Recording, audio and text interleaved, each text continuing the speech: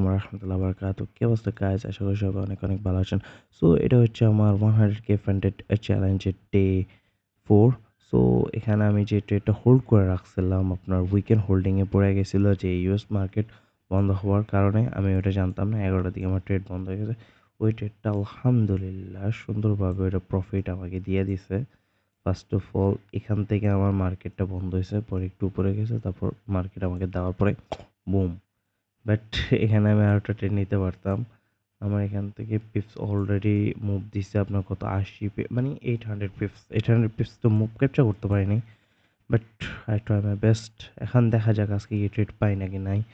আর funding পিপসে one step challenge আসলে pass করা easy আমার পক্ষে, বাট আমি অনেকগুলাই ফান্ডিং পিপসের অ্যাকাউন্ট উড়াই ফেলছি, মানে হচ্ছে 7টা থেকে 8টা, কিন্তু একটাও পাস করতে পারিনি। ওয়ান স্টেপ পর্যন্ত যাইতে পারি, টু স্টেপে কোনো একটা সমস্যা হয়ে যায়, টু স্টেপে যাইতে পারি না, তারপর ফান্ডেড স্টেজ তো যাইতে পারি না। আর ফান্ডেড স্কোয়ারে তো এখনও ট্রেডিং 3 দিন কমপ্লিট করতে হবে, তারপর আমি এটা ফেস 1 ক্লিয়ার করতে হবে, এটাই তো জ্বালা।